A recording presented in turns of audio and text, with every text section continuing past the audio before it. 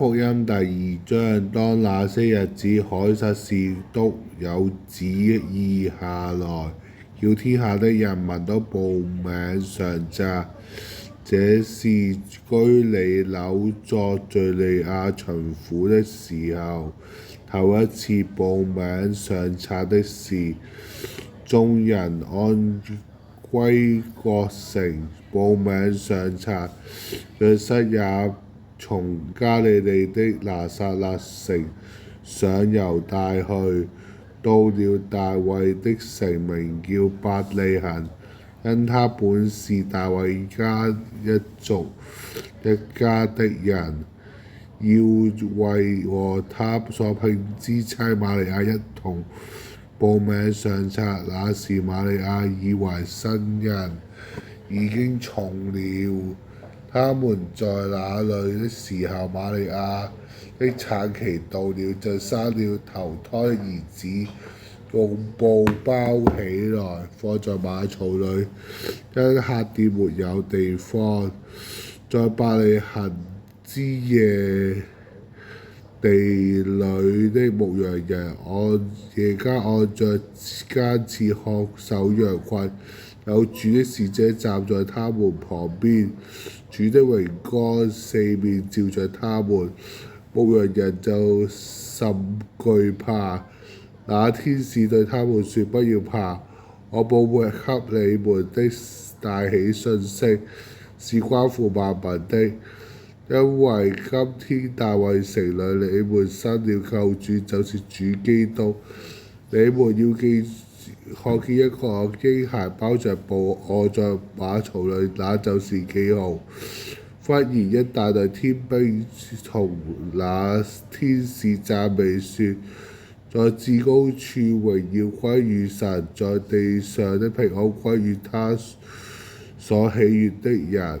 眾天使離開他們，升天去了。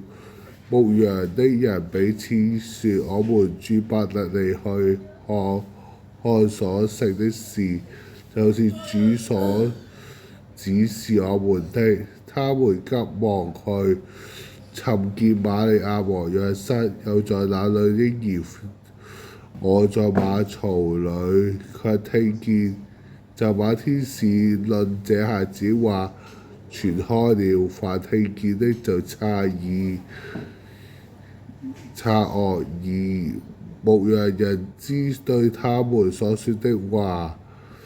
瑪利亞卻把這一切的事存在心裏，反覆思想。牧羊人回去了，因聽見所看見的一切事，正如天使向他們所說的，就歸榮耀與神，讚美他。滿了8天，他就給孩子行割禮，與他起名叫耶穌。這就是沒有成胎以前天使所起的名。按摩西律法，滿了潔淨的日子，他們帶着孩子上耶路撒冷去，要把他獻與主。正如律法所記載，凡頭生的男孩必稱為聖，歸主。又照着主的律法所說，或用一對斑鳩，或用2隻雄鳩獻祭。在耶路撒冷有一個人名叫西面，這人又公義又虔誠，素常盼望以色列安慰者來到，又有聖靈的在他身上。他得了聖靈的啟示，知道自己未死之前必要看見主所立的基督。他受了聖靈感動，進入聖殿，正如見耶穌的父母抱着嬰孩進來，要照律法所規定辦理。西面用手接過他來，稱頌神，說：主啊，如今可照你的話釋放僕人安然去世，因為我眼睛已看見救恩，就是你在萬民中所預備的，這是照亮外邦人的光，又是你以色列民的榮耀。孩子給父母論述這耶穌的稀奇，西面給他們祝福，又對孩子母親瑪利亞說：這孩子被立，是叫以色列許多的人跌倒，許多人的人興起，又要毀謗的話病，叫許多人心裏的意念顯露出來。你自己心也要被刀刺透。又有女先知名叫亞拿，是亞設支派的法內力的女兒，年紀老邁，作童女時出嫁的時候，同丈夫同住7年，寡居了。現在已經84歲，不離開聖殿，禁食禱祈求，或者侍奉神。正當那時候，他進前來感謝神，將孩子一切盼望耶路撒冷得救贖的人的講員的人講完，說：約瑟和瑪利亞照按法辦完事，就回去到加利利，到自己的城拿撒勒去。孩子漸漸長大，強壯健起來，充滿智慧，又有神的恩在他身上。每年逾越節，他父母就上耶路撒冷去。